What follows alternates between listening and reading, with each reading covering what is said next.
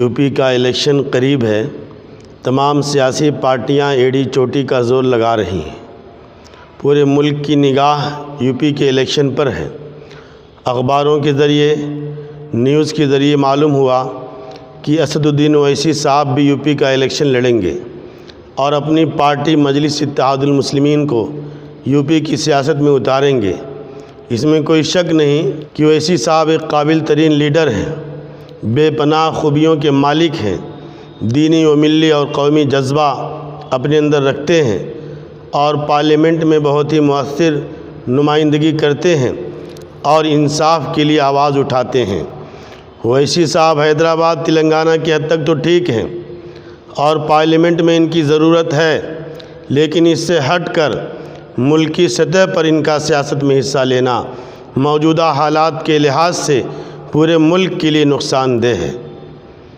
आज मैं अपने ज़मीर की आवाज़, दिल की धड़कन आवाम तक पहुंचाना चाहता हूं। चाहे कोई मुझे बुरा कहे या मुझे गालियां दे, इसकी परवाह नहीं। बिरादरान इस्लाम, मेरा ये पैगाम दिल के कानों से सुनो, ठंडे दिल से गौर करो, जज्बात में आकर होश मत खो, मेरे एक एक लफ्ज़ को बार बार सुनो। मेरा ये दावा है कि अगर यूपी के इलेक्शन में असदुद्दीन ओवैसी साहब हिस्सा लेंगे तो बीजेपी की जीत यकीनी है। हो सकता है 2-4 सीटें मिल जाएं, इससे फ़ायदा कम नुकसान ज़्यादा होगा। ओवैसी साहब का सियासी चेहरा कट्टर मुस्लिम पंथी की हैसियत से हिंदुओं में जाना पहचाना जाता है और बीजेपी भी यही चाह रही है कि ओवैसी साहब यूपी में ज़रूर हिस्सा लें। जब इस मामले में ओवैसी साहब की मुखालफत की जाती है, कोई मशवरा दिया जाता है, बहुत से मुसलमान खुसूसन मुस्लिम नौजवान बेकाबू हो जाते हैं, जोश में आ जाते हैं कि कब तक हम ग़ुलामी की ज़िंदगी बसर करते रहेंगे, कब तक दूसरी पार्टियों के पीछे चलेंगे, क्या हमारी अपनी नई पार्टी नहीं होनी चाहिए। ओवैसी साहब मुल्क में क्यों इलेक्शन नहीं लड़ सकते, कब तक डरते रहेंगे। ओवैसी साहब ही इस वक्त मुल्क के सबसे बड़े लीडर हैं, मुसलमानों के मसीहा हैं। ऐसी जज्बाती बातें लोग करते हैं। याद रखिए, सिर्फ जज्बाती जोशीली तकरीरों से मसाइल हल नहीं होते। ओवैसी साहब पूरे मुल्क में जहाँ गए हैं वहाँ बीजेपी को फ़ायदा हुआ है। ओवैसी साहब अगर 2-4 सीटों पर लड़ते हैं तब भी इसका असर पूरे स्टेट पर पड़ता है। ओवैसी साहब को मेरा मुखलिसाना मशवरा यही है कि आप बराए मेहरबानी यूपी की सियासत में हिस्सा मत लीजिए। यूपी एक हसास रियासत है जहां मजहबियत का गलबा रहता है, जहालत ज़्यादा है, मज़हब के नाम पर वोट की सियासत होती है। मुसलमानों का ये नज़रिया कि कब तक दूसरी पार्टियों के ताबे हम रहेंगे, क्या हमारी अपनी कोई पार्टी नहीं होनी चाहिए। फ़िलहाल मुल्क के जो हालात हैं, ऐसे में अपनी अलग पार्टी के बारे में सोचना गलत है और ये हकीकत है कि हिंदुस्तान में मुसलमानों की अपनी अलग सियासी पार्टी नुकसानदेह है।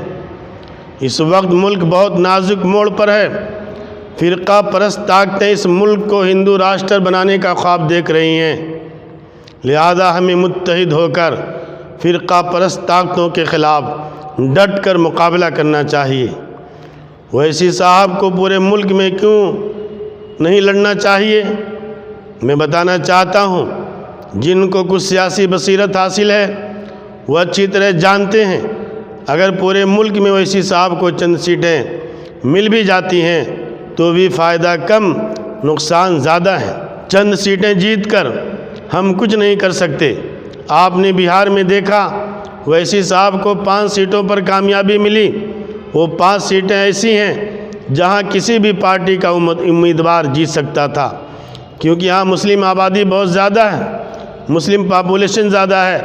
अगर ओवैसी साहब की पार्टी का उम्मीदवार नहीं खड़ा होता तब भी वहाँ से मुसलमान ही जीतता था। लेकिन इसका नुकसान कितना बड़ा हुआ कि बीजेपी को बिहार में बहुत बड़ी कामयाबी मिली। ये ओवैसी साहब की बदौलत है। अगर ओवैसी साहब बिहार में हिस्सा नहीं लेते तो बीजेपी की हार यकीनी थी। ہم یہ سمجھتے ہیں کہ اویسی صاحب کی پارٹی سے ہی مسلمان جیت سکتا ہے، غلط ہے۔ بنگال میں 42 مسلم ایم ایل اے ہیں۔ یہ 42 مسلم ایم ایل اے جو بنگال میں ہیں، کیا اویسی صاحب کی پارٹی کے ہیں؟ لہذا یو پی کے مسلمانوں کو دانش مندی کا ثبوت دینا چاہیے، باہم متحد ہو کر فرقہ پرست طاقتوں کے خلاف ووٹ دینا چاہیے۔ اگر مسلمان جوش میں آ کر اویسی صاحب کو ووٹ دیے تو اس کا خمیازہ آنے والی نسلوں کو بھگتنا پڑے گا اور بہت بڑا نقصان ہوگا۔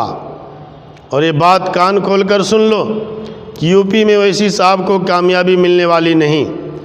ووٹ تقسیم ہوں گے، بی جے پی کو فائدہ ہوگا۔ میری یہ بات بہت سے لوگوں کو ہضم نہیں ہو رہی ہوگی، غصے میں آ کر لوگ گالیاں دے رہے ہوں گے، مجھے اس کی پرواہ نہیں۔ اگر اویسی صاحب یو پی کی سیاست میں حصہ لیں گے تو کیسے نقصان ہوگا، میں یہ بات آپ کے سامنے رکھنا چاہتا ہوں، سنجیدگی کے ساتھ اس پر غور کیجیے۔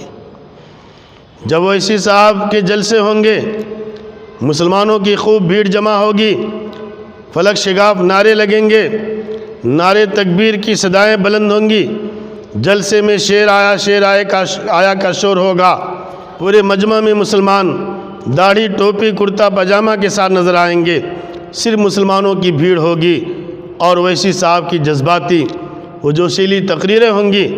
اخباروں، social media, T V channel کے ذریعے یہ بھیڑ بھاڑ دکھائی جائے گی اور اویسی صاحب کی جذباتی و جوشیلی تقریروں کی کلپ خوب وائرل کی جائے گی، اس سے بی جے پی کو خوب فائدہ ہوگا۔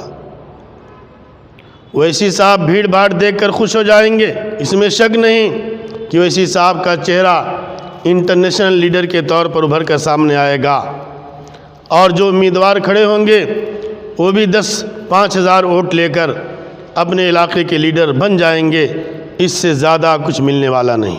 لہٰذا اویسی صاحب کا یو پی میں سیاسی داخلہ بالکل مناسب نہیں ہے۔ میں یہ بات پھر دہرانا چاہتا ہوں کہ اگر اویسی صاحب نے یو پی کے الیکشن میں حصہ لیا تو بی جے پی کی جیت یقینی ہے۔ میرا ایک سوال ہے اویسی صاحب سے، اور آپ بھی یہ سوال اویسی صاحب سے پوچھئے کہ حیدرآباد شہر چھوڑ کر پورے تلنگانہ اسٹیٹ میں آپ اپنا کوئی امیدوار کیوں نہیں کھڑا کرتے؟ 70 سال میں آپ حیدرآباد شہر چھوڑ کر پورے اسٹیٹ میں ایک بھی ایم ایل اے کی سیٹ نہیں جیت سکے۔ کیا تلنگانہ اسٹیٹ میں مسلم آبادی نہیں؟ نظام آباد، کریم نگر، جگتیال، عادل آباد، نرمل، ورنگل، محبوب نگر، ظہیر آباد، وقار آباد، میدک، ان مقامات پر مسلمانوں کی کافی تعداد موجود ہے۔ آپ اپنے اسٹیٹ میں حیدرآباد چھوڑ کر ایک سیٹ جیت کر دکھائیے۔ جب آپ اپنے اسٹیٹ میں ایک سیٹ نہیں جیت سکتے تو دوسری ریاستوں میں جا کر غیر ضروری ماحول کو کیوں خراب کرتے ہیں؟ لہذا وقت کا تقاضا ہے کہ مسلمان سنجیدگی کے ساتھ اس پر غور کریں۔ میرے دل کی آواز تھی جو میں نے کہہ دی۔ اگر آپ بھی میری ان باتوں سے اتفاق رکھتے ہیں تو آپ بھی حق کی آواز بلند کیجئے۔ میں ان اکابر علماء سے گزارش کرتا ہوں کہ آپ بھی آواز اٹھائیں جو ہمارے ملک کے بڑے علماء کرام ہیں، بڑی تنظیمیں ہیں، وہ بھی اس مسئلے کو سمجھیں، اس مسئلے پر غور کریں، اس لیے کہ یو پی کا الیکشن بہت ہی اہمیت کا حامل ہے۔ اس کا اثر ملک کی سیاست پر پڑتا ہے، خاص طور سے آنے والا جو لوک سبھا کا الیکشن 2024 کا ہے، یو پی کی سیاست کا اثر اس پر پڑے گا۔ لہذا ہم تمام لوگوں کی ذمہ داری بنتی ہے کہ بہت ہی سوجھ بوجھ سے کام لیں اور اتحاد اور اتفاق کے ساتھ ہم اپنے ووٹ کا صحیح استعمال کریں۔